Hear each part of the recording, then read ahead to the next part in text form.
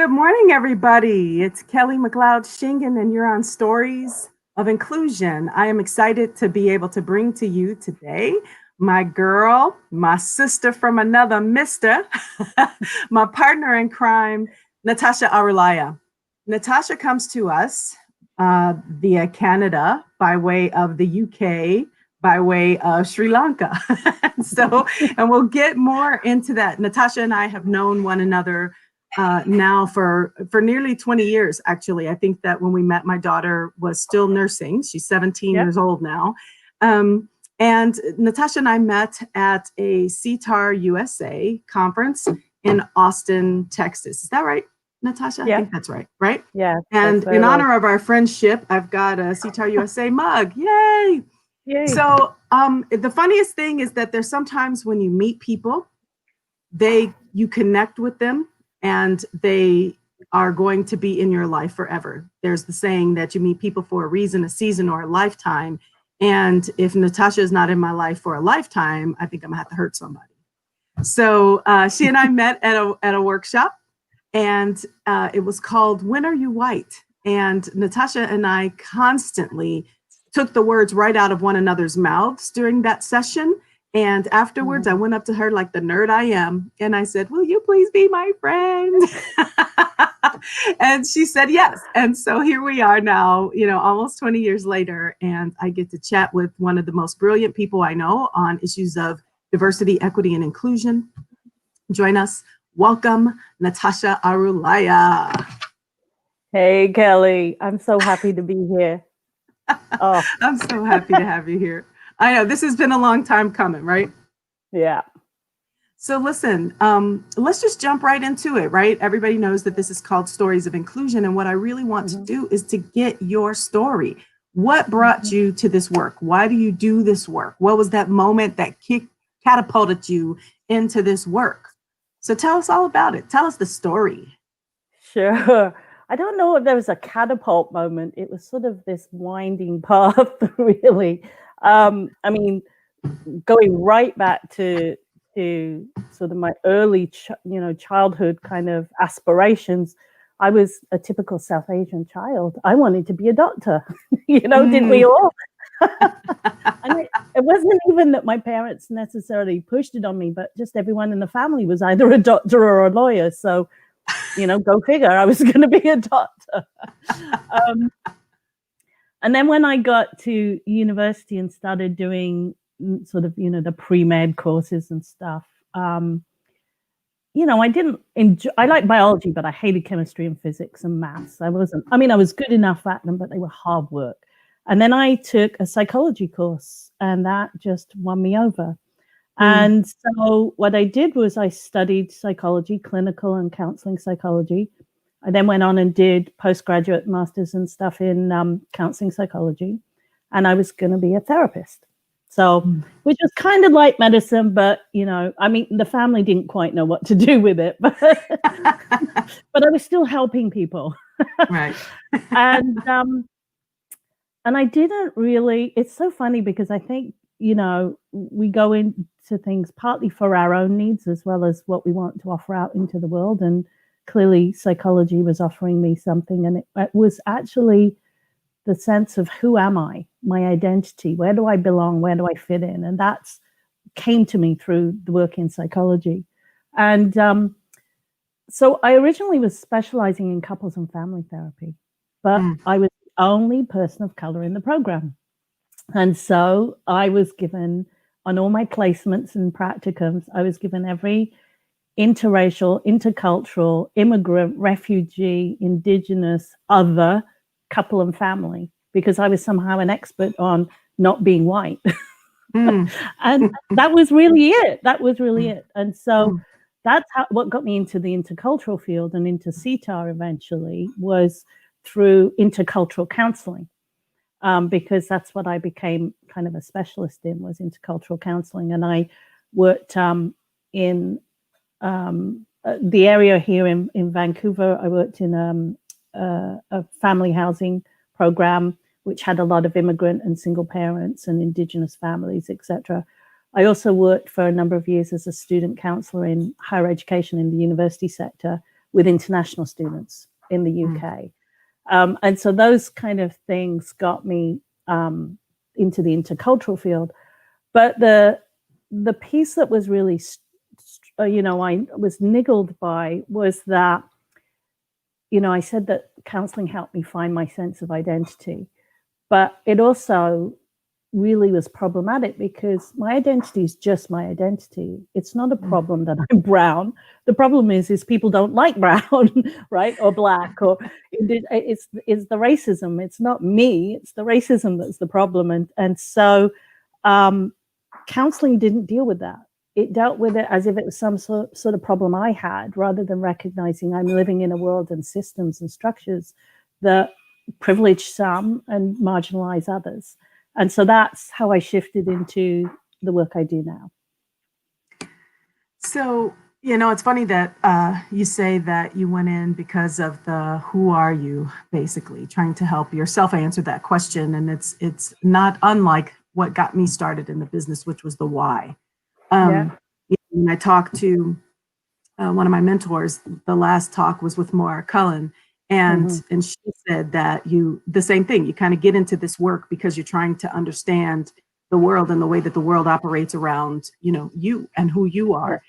And so she kind of came into the field by way of being a woman and a lesbian, and I came in by way of trying to understand race, which is not unlike the reason why or the way that you came in too. And I think for me, that might be one of the fundamental differences in diversity, equity, and inclusion work and intercultural work, right? It seems like folks who have come into the DEI work are trying to create space for themselves and people who are like them and creating inclusion. And it seems like the thing that drives people into the intercultural field is learning about other cultures, working in other cultures, and it's more outwardly focused instead of internally focused. And that's only something that I'm more recently coming to the conclusion of, or to terms with maybe, is that it seems like that's why that was, right? It was interest in others. And it seems for the intercultural field and for the DEI field, it seems like it is, we just kind of want to be. And what can we do in order to create those spaces and organizations that will allow us to be? And so let me tell my story so that you can understand why this is important to me. So what are your thoughts on that? Would you agree, disagree? Well, I do to an extent. I think what I absolutely agree with the DEI field, that a lot of us come to it because we are often excluded in spaces. We aren't seen. We aren't allowed to be all of who we are because parts of our identities are not recognized or valued. I think in the intercultural field, because of the history, it's more people who are used to being seen, who find themselves in places where suddenly they're struggling because they don't know how to belong, how to fit in, right? Because they're often, they're international diplomats going out on placement, or, that it's that kind of thing. And so they're grappling to understand that other culture so that they can find ways to fit in and belong. And so there is a curiosity about the other, but I do think it's still a survival thing. But one that is permeated on a sudden loss of what they had before and then trying to find it. Does that make sense? You know what? Perfect sense. Years ago, I read a book called A Portable Identity that was written by an interculturalist. And for some reason, I can't call her name, and I'm not looking at my bookshelf with it on there. But that was part of what she was talking about. She had an identity, right, that was deeply rooted in who she was from her home-based culture. And then the moment that she moved abroad, suddenly she was no longer that identity. There were some things that changed. Her kids were gone. She wasn't, Billy's mom. She had become an independent before she was deeply connected to the work that she was doing. And now she's not that anymore. And so, trying to find a sense of belonging and a sense of self in a place that she was feeling isolated, et cetera. And so how do you begin to rebuild an identity in a different place? So that's a really good point. Thank you that's why I love you, is because I always feel like I learn something every time we talk, right? I think just when I think I got it figured out, I have a conversation with freaking Natasha. And she teaches me It works something new. both ways, sister. It works both ways. You always make mess with my mind too. Well, I love it, and that's why I think that I cherish our friendship is because I've always wanted people around me who I felt helped me to grow, helped to challenge me, but was in pushing was also embracing, and I think that that's one of the things that I appreciate about our friendship. So tell me, you self-identify as a Jedi, and and may the Force be with you, but that ain't what we're talking about, right? So, No. so tell us a little bit about what on earth is a Jedi, and what does that mean for you, and why the distinction? Oh yeah. It's so. First of all, I don't think I have watched some of the Star Wars films, but I'm really not a Star Wars aficionado. So it's a shame that acronym is lost on me. I am the most un-Star Wars person. But Jedi for me, so there's, most organizations and most people talk about D&I, diversity and inclusion. And to me, a lot of the work out there that I've seen, and right now I'm really seeing it a lot, is what I call soft D&I. It's the everybody is different, aren't we all? Let's celebrate the differences, but doesn't really include a systemic analysis, critical thinking, and an anti-oppressive lens. And to me, bringing in justice and equity, which is the J and the E for Jedi, is really critical. In fact, you have to start with that. You can't do D&I without doing the J and E. And so for me, I don't want to go into places and work with people who just want to do the soft stuff.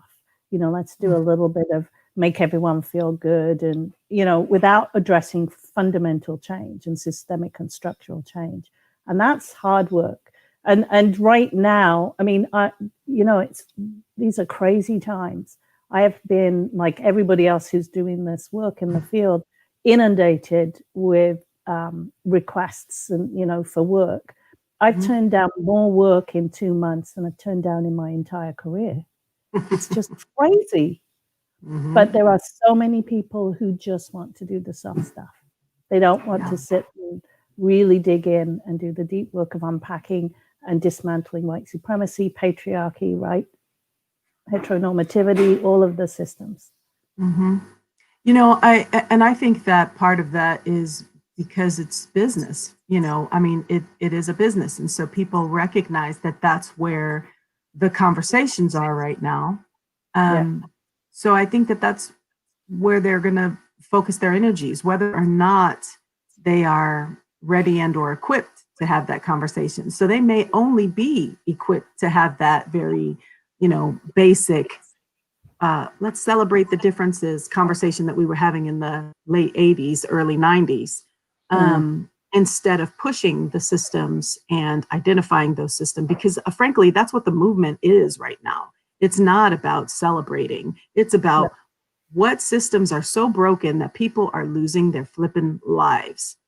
And I don't care if you have Taco Tuesdays or, events with food, folks, and fun, right?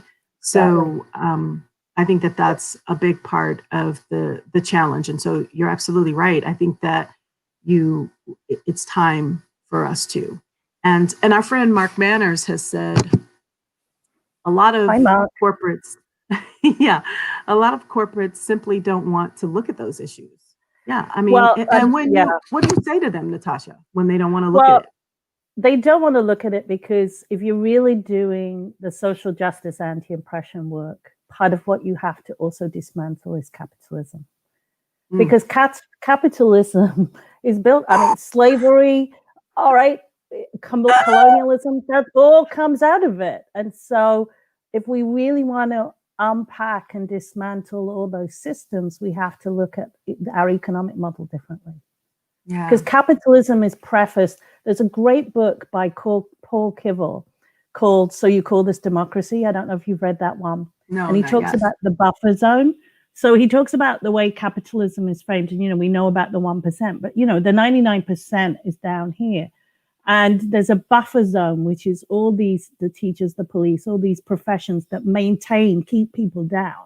right? And you think about the prison, the prison industrial complex. You think about the nonprofit industrial complex. You think those are all part of the buffer zone, and capitalism can only work that way. So if we want to address injustice and inequity, we have to address the model in which it functions, which is in capitalism. So, sorry. So, thank you for that. But man, you're going to have to bring me along slowly on that one, Natasha. And I know it has everything to do with my culture, right? I am very American. And, the fundamental American way is money. Yeah. Right. I mean, everything about the founding of this country was about gaining more access to money, right? And having the ability to obtain great wealth, no matter who you were or what you did. And that is a core value. And so I think that we're going to have to bring us along a little bit slower with that. but I don't think that you're wrong. Yeah, you may not have much choice if what's going on in America is currently carrying on. You may have to kicking and screaming. You might be pulled there. Listen, I'm going to have my little bag of money underneath my arm, though. I tell you what. There's a Canadian home waiting for you here. Yeah, well, listen, I'm all about coming. So, but yeah, I think you're right. We talk about how every great superpower has fallen, right? Since the time of Rome, everyone has fallen.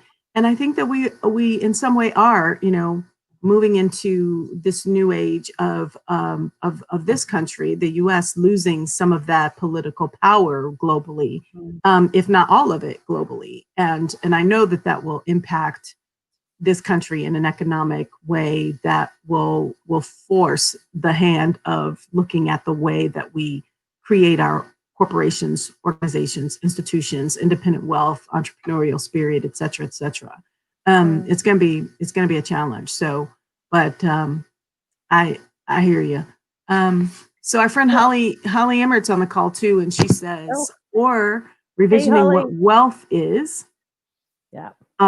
Money no longer the most important thing. That's so true. The three of the countries that are headed up by women, so New Zealand, Iceland, and is it Finland, I think? Scotland. Okay. New Zealand, Iceland, and Scotland right now, they signed an agreement, and instead of measuring GDP as a sign of wealth of the country, they're measuring wealth and happiness and health. Health and well-being, of their citizens, of the people, yeah. So yeah, we do, and the planet can't stand, the constant growth. We just can't. Yeah. The planet won't sustain us, so we have to rethink how we do things.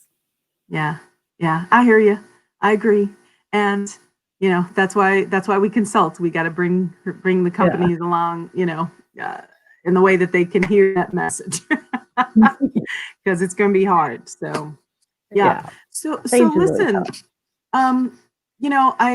what I absolutely adore about working with you over the years has been our ability to bring in so many different facets of who it is that we are as people. Mm-hmm. Whether it's been through our joint love for poetry, whether it's been our story, recognizing the power of stories to connect across culture. But I also know that you are a dancer. And so, tell me a little bit about dance and if you use it in your work, because, as I talk to more people, more interculturalists, more DEI specialists, what I realize is that right now, especially during COVID, people are tapping into their creative side a little bit more, whether it is through photography or art, visual arts, whether it is through music, et cetera, et cetera. Of course, I've thrown myself fully into theater, but tell me, I know dance is important to you. So are you using it? Are you doing stuff? What's going on with your dance? I wish I was doing it more. I do use it a bit in some of the long-term retreats. You know, when we're doing courses that are 3-4 days in a residential place, which we're not doing right now, but we use music and dance and movement quite a bit. Not in the formal learning sense, more as a kind of coming in and out of the space to connect. But I am starting to do more embodied work, so movement, not necessarily dance specifically, but movement. Just you know, one of the things that white supremacy and patriarchy have done to us is, I use this all the time. It's decapitated us as human beings. We are so disconnected from our emotions, from our bodies, from our greater sort of intuitive sense, whether you call that spiritual or whatever. We just, you know, white supremacy and patriarchy has really put on a pedestal intellectual ability over all other ways of knowing and being. And so being more in touch with our bodies is such a big part of, it's actually a huge part of health and wellness. People don't even know what's happening in their body, so they don't know when they're sick, right? Or how to heal themselves. And so in that sense, I'm bringing movement more into my work, and having people do a lot more connecting with their bodies as well as their emotions, and intuitive knowing. How is that working? Because I know that a lot of times corporations particularly are a little bit more reluctant to engage in the physical of the training, or because we've in many ways set up training to be in the same way that we hold our academic institutions, right? There is the expert at the front of the room. They've got, the whiteboard or the smart board or the chalkboard or the PowerPoint, behind them. And they're sharing these incredible, brilliant points. And that's the end of learning. I am dumping this into you. How do you get people to move away from that mentality that's not the only way to be able to learn? Yeah. It's not easy. It takes building. So it takes building relationship and trust is part of it. As you know, I tend to work with organizations for a fairly long period of time. 3 to 7 years is kind of my usual.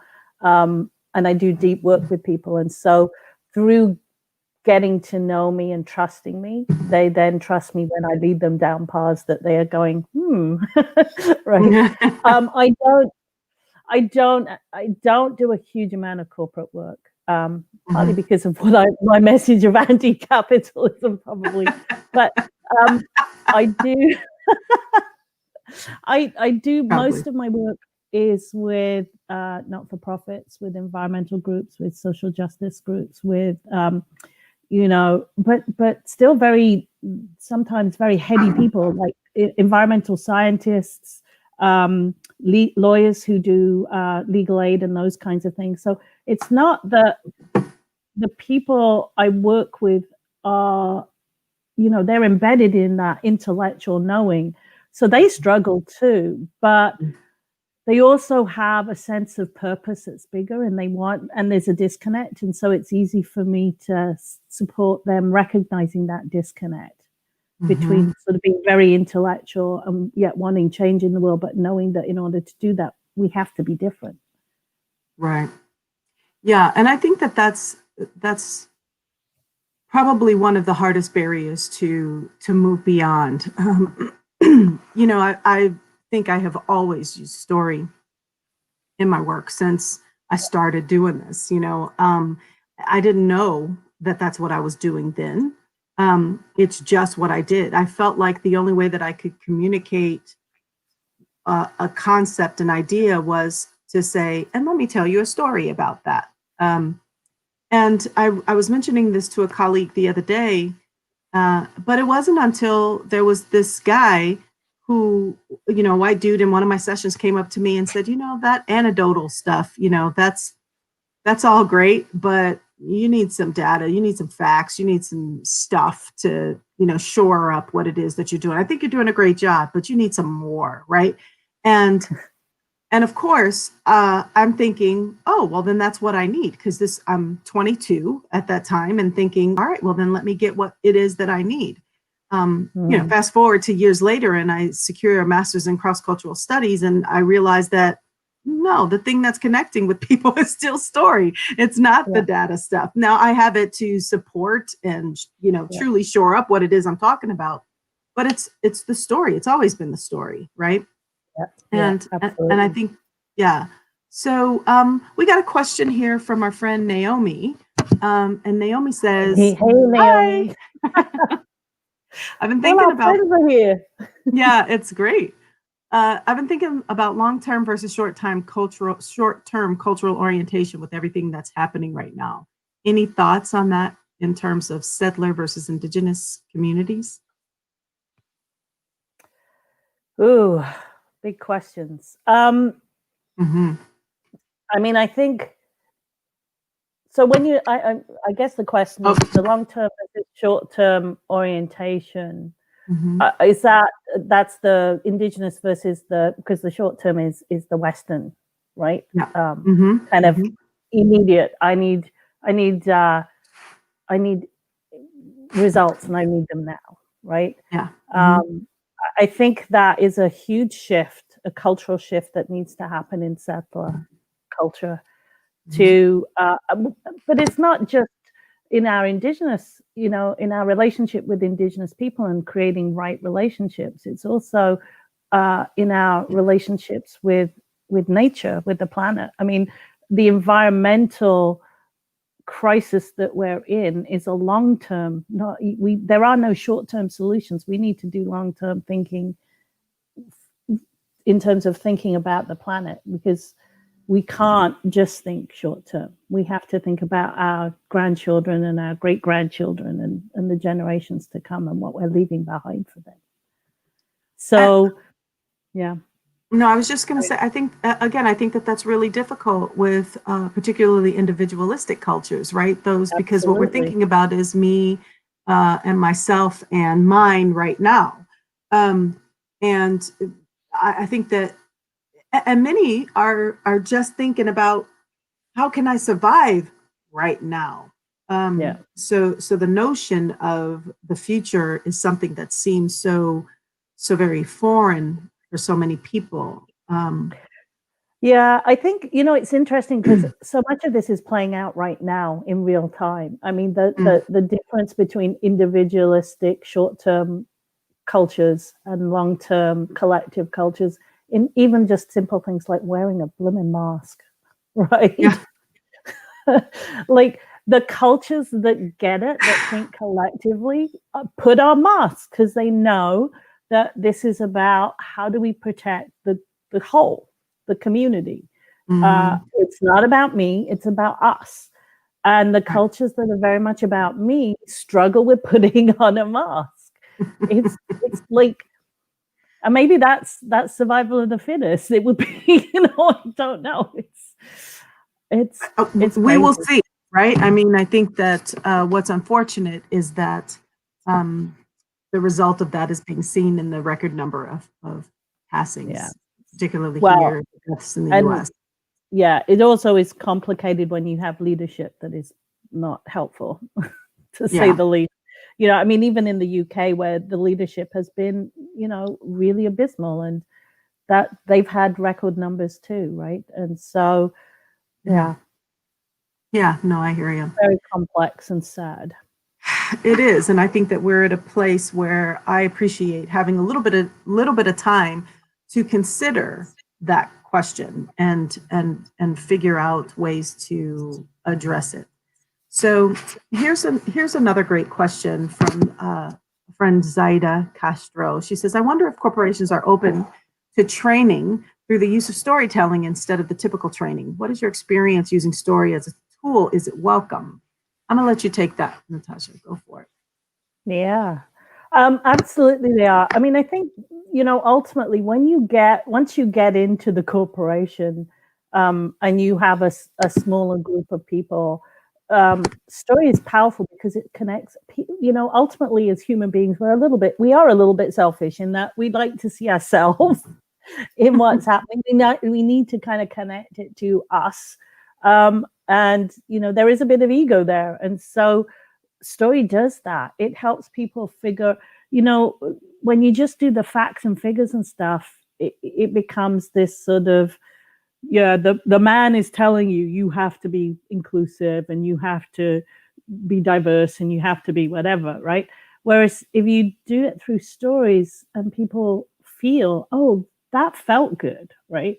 Or I that felt sad. I didn't like being excluded, story and then experiential learning. I think the two go really hand in hand, because when you don't have the story, then how do you get some inkling of that experience? So you do the two together, and again, it's getting people out of their heads and into their hearts and feeling what those experiences, what it felt like for them when they had that experience, what they, that's the power of story.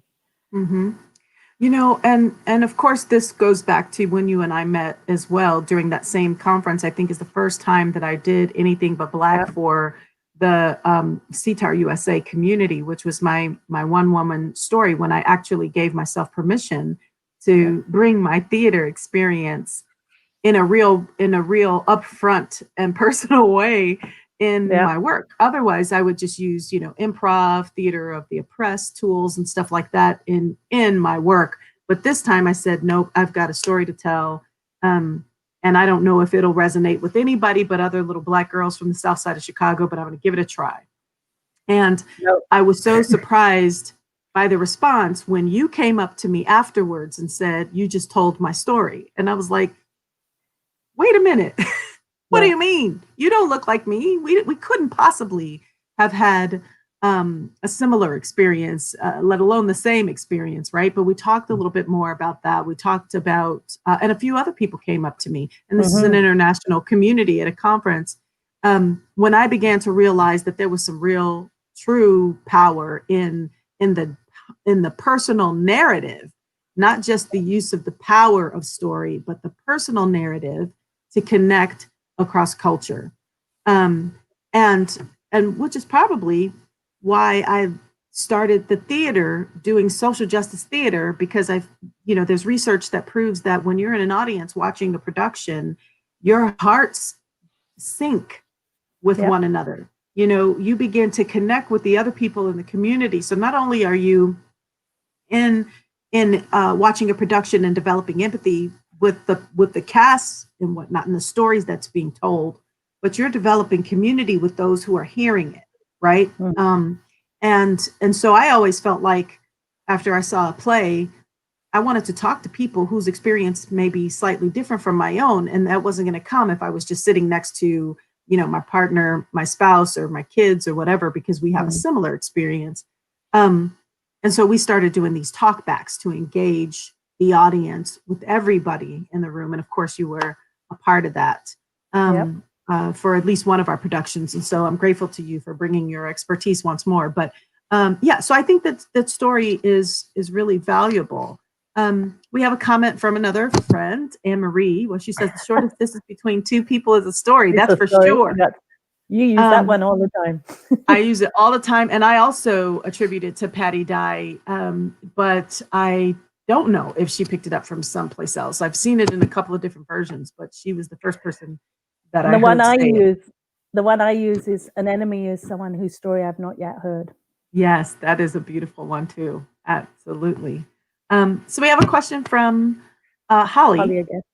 Given the extreme polarities of the U.S. political scene right now, is there a place for righteous rage as we engage on D&I issues with others? So often we strive to balance, but why not share some rage? Not sure this comes out how I want it, but there it is. Absolutely, Holly. Hi. I actually believe I don't call it righteous. I call it rightful rage. But we should be angry. We should be angry at all the crap that's going on, all the the horrific things that are still going on today, we should be angry. We should be angry that people are being killed for no other reason than the color of their skin. We should be angry that people are being lynched. We should be angry that racism and homophobia and all these systems are alive and well in our world right now, right? We should be angry. So I do think there's a place for rightful rage. And I think rage is what helps us move from the apathy of just sitting there and not, watching it, but not doing anything. We need to be stirred up enough to act. So I think there is a place for rightful rage. Yeah. I was talking to a friend of mine just yesterday, actually, and he was saying how many of his young students at the university are concerned with how do they express that righteous rage, because, it goes back to the whole, angry Black woman. And I mentioned that, actually, this is a poem that I wrote when you and I were doing our spoken word stuff. But there's a line in that poem that says, hell yeah, I'm mad, but I'm not mean.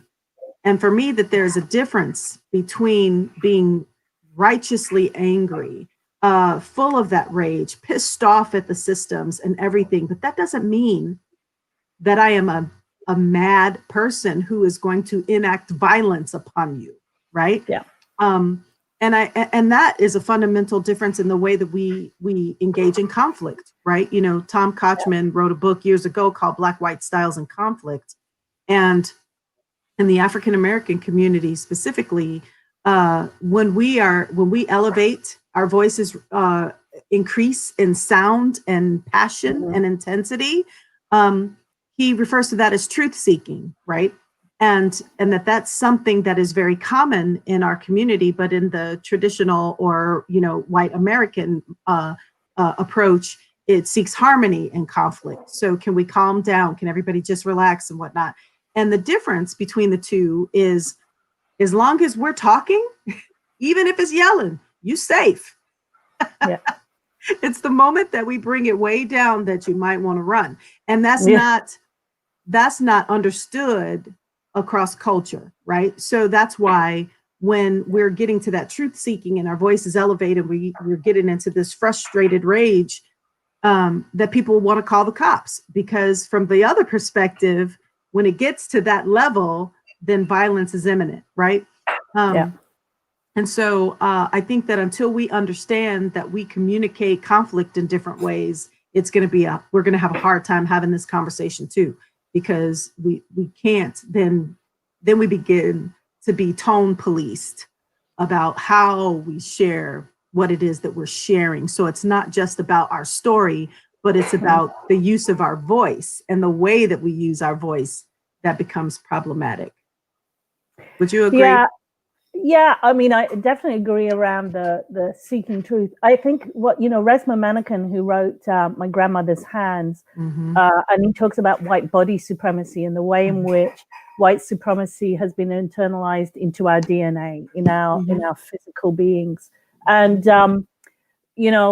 if you think about that and what whiteness has done in terms of silencing and shutting down our emotions, means that that when there is conflict, that's when all that white fragility gets triggered, etc. Because there is no part of white supremacy is the disconnect from feelings.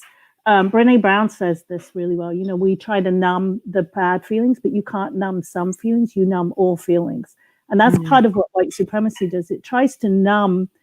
It's taught white people to numb their feelings, because otherwise, if they felt what was happening, some like lynching and stuff, how can you not, as a human being, have feeling around that? And if you numb that, you numb everything, which means that when you're around voices being raised, you're already in fight flight mode, right? And so there is that's part of the healing work that has to happen in whiteness, is reclaiming our emotionality and being able to sit with all sorts of feelings, right? Good and bad, scary, and and know that that's not going to kill you. It's not a fight, but but that's a retraining of our neurological systems, which is what Resmaa talks about. It's the retraining the neurological systems in our responses.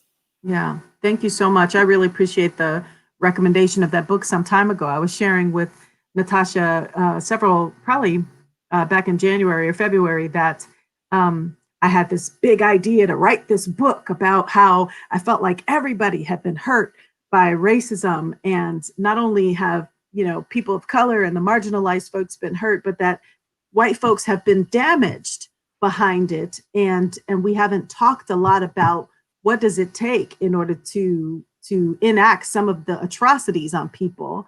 And what does that do to your body? And does that also become generational, right? And so I was telling Natasha about this, and she, of course, in her brilliance, was just like, that's beautiful, Kelly, but there's a dude who already wrote that book. I'm like, what?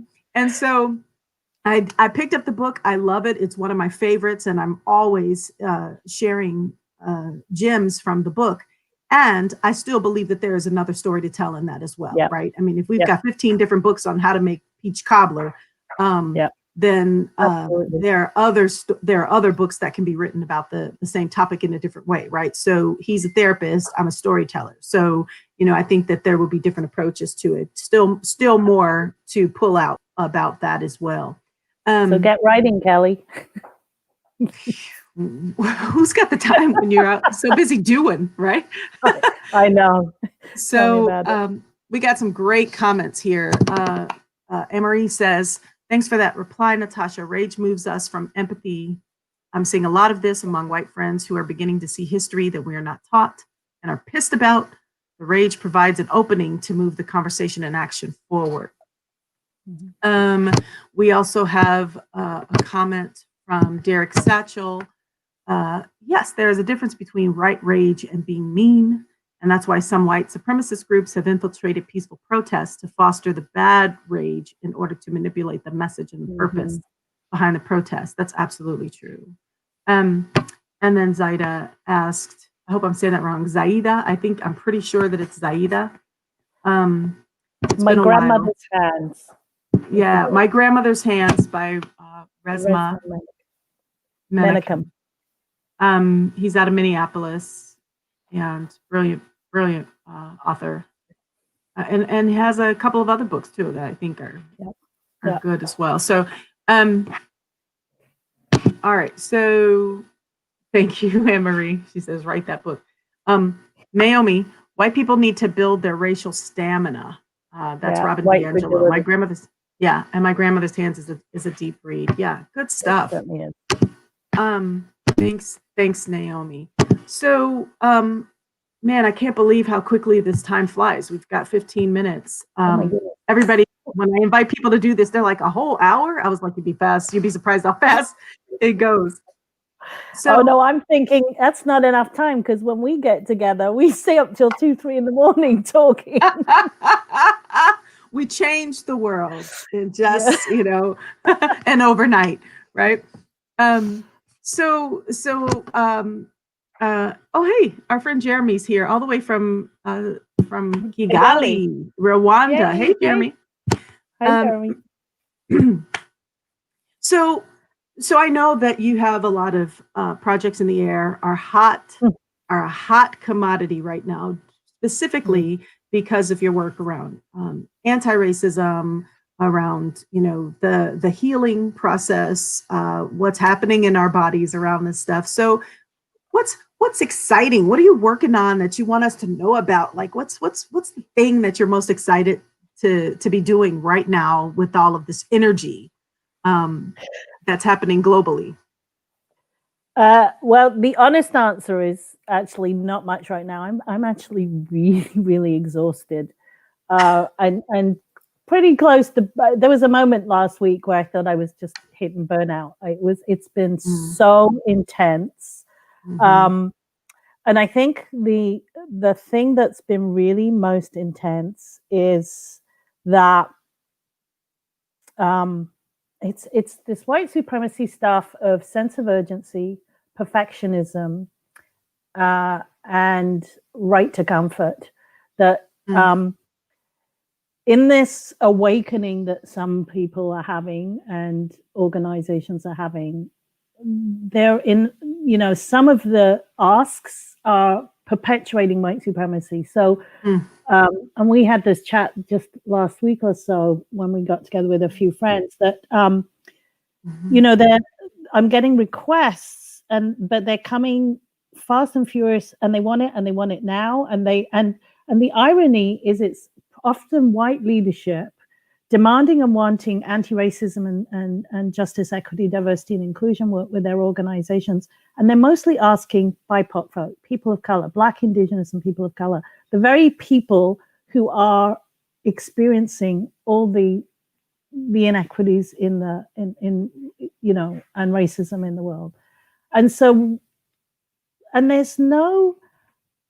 was this one group that came, they gave me a week turnaround to do some work for them because they wanted it that. And I kept pushing back and trying to tell them, that that's not reasonable, that's not okay.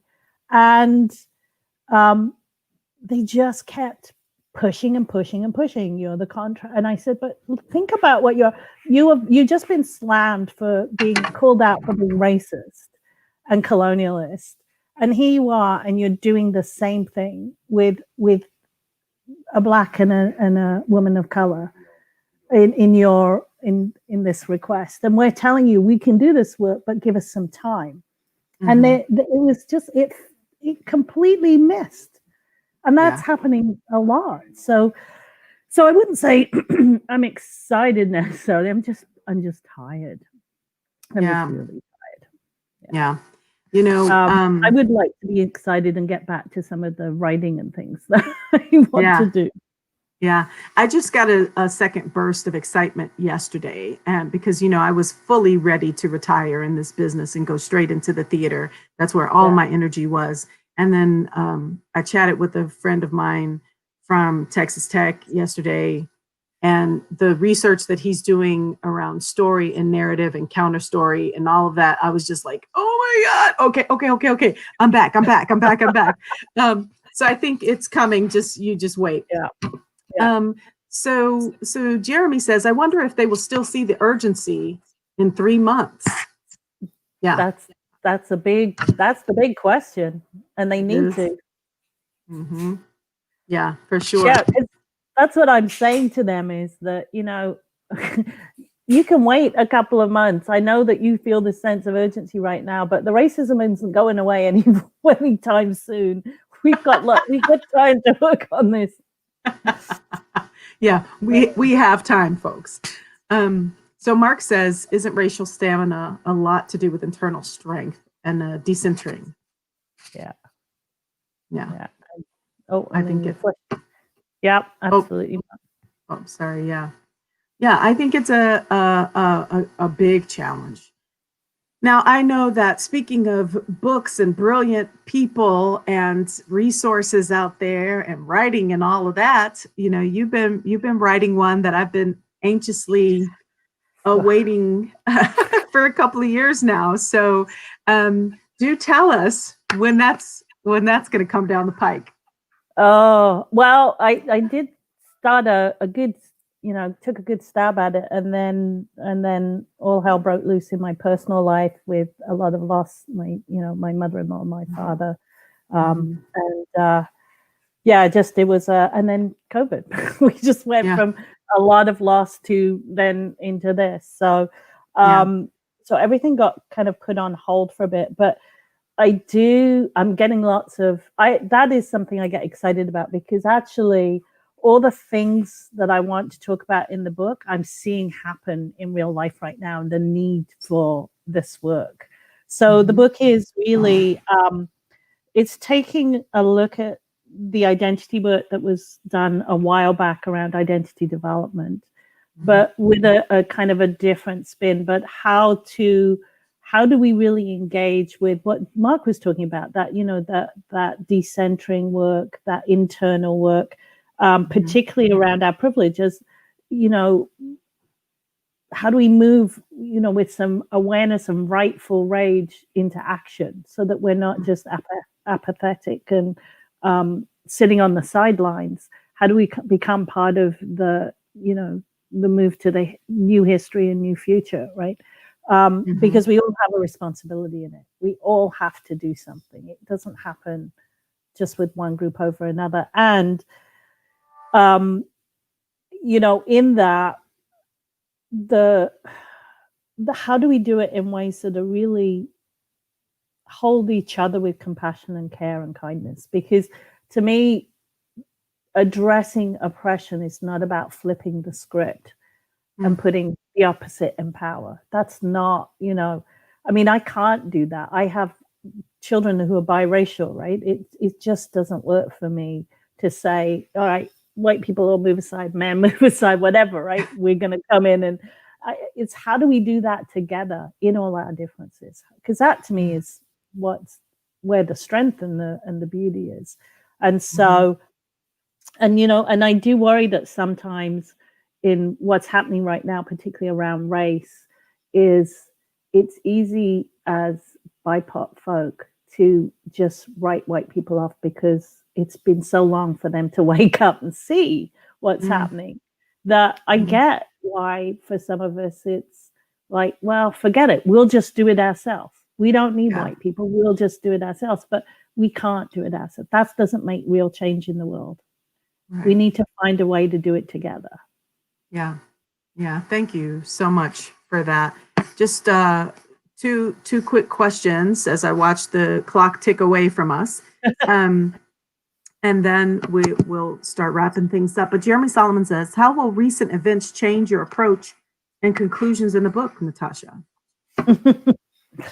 Hi, Jeremy. I don't know if it will change. It's actually kind of making what I think about in the way of the framing of the theory that I want to share.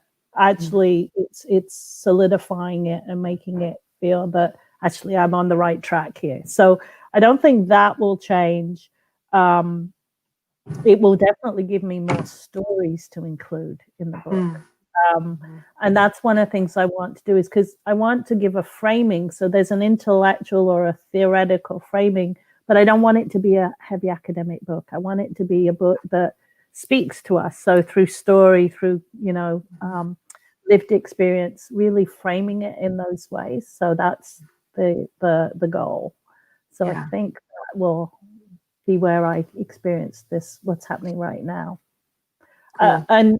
And I think it just, everything that's happening right now just makes me feel that this is really the way forward. Indeed. Mark says, how do we lose our fears of losing our position in the world? Indeed. Yes. Well, I think part of it is just, in that deep work of our privilege is recognizing, why should anyone have a position in the world? We should all have position in the world. and we don't have, and there's plenty to go. We don't have to do it at the cost of other people. And that's really it. It's the relational piece that I think is critical. Yeah, I think so. And I think that that's one of the things that we have to continue to remind ourselves of right now, is the developing relation. In one of my meditations, Deepak Chopra was talking about, being stuck.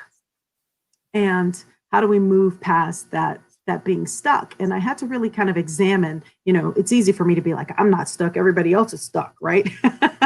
But as I thought about the things that I was stuck in, it was about my feelings about a particular mindset, and then pushing past that to be able to, instead of calling on the feeling of frustration, anger, dislike of the situation or a person, how can I challenge myself to find another emotion that allows me to connect?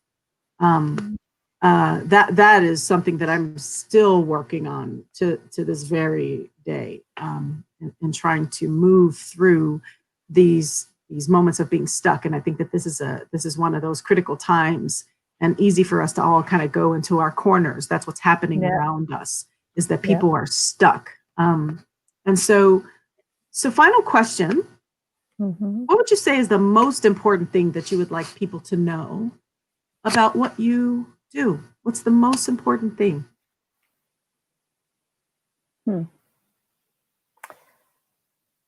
That's a hard one.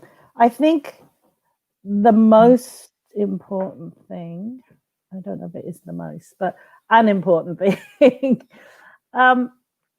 is that this work of change, the world we want is waiting for us. We just have to believe in it and work towards it. And it's a we. That is beautiful. That's a good quote. I'm going to have to drop that in here when it's all said and done. You remember what you said? I never remember what I said. Something about the world is there. Yeah, I love that. Waiting for us. I think that it's beautiful. We just have to work together to get there. I'm going to try to be meaningless. It will be meaningless unless we do it together. It is the together that is, for me anyway, it's the together that is important. We do it together. Absolutely. So by wishing to others to enjoy a position in the world too. Exactly. Yeah, exactly. There's the creator of the Global Oneness Project, Natasha, you'll know this. There's a beautiful quote that says, how do I have to be in order for you to be free? It's one of the most beautiful. It's just one of the most beautiful quotes that you could possibly consider in relationship to another person, is how do I have to be in order for you to be free? And I think that also speaks to the quote that Rama shared, by wishing others to enjoy a position in the world too, right? Wow, I can't believe we are here at 11:58. Goodness sakes. Just one more thing. I think that Zaida says, I think racism hurts us all, both the one doing the discrimination and the one suffering it. Absolutely. And that's takes what all about humanity away. It absolutely does. Yeah. And we have to move towards, being able to reclaim that, not just for ourselves, but for the other. And trying to find out, when and where did they lose it and how can I help them? I mean, that's the tricky part, because a lot of us are really, righteously rageful right now. And so why do I want to help you get through your stuff? Well, and that is the whole emotional labor conversation. It's a minefield, because it is a balancing act constantly of when I do engage and when I don't. Absolutely. And we have to, right? Because being the ones that are actually committed to doing the work, because this is our job, right? Yeah. We have to be mindful of when we are healthy to do the job, because we are our tool, and we will get hurt, we will get angry, we will get defeated. All of those things happen to us. And they will begin to chip away at our health. And so if we don't, work on our, mental and emotional well-being, then we can be doing a great deal of damage as well. So we have to pay attention to that. Yeah. So I can't believe it is now 11:59. Of course, I love chatting with you. I wish we had more time. We just need to find a reason to have a sleepover again so that we can do this all night long. But everyone, I want you to join me in thanking my friend, my co-conspirator, my sister from another mister, Natasha Aruliah, for being here with us today. Natasha, good luck in all your work. We look forward to getting that book. I want to thank you all for coming. And remember, one of my favorite quotes is, culture is a treasure that will follow its owner everywhere. So until next time, treasure stories, treasure people, and treasure culture. I'll see y'all later. Thanks so much for being here. Thanks, Kelly. It was wonderful. Love you, sister.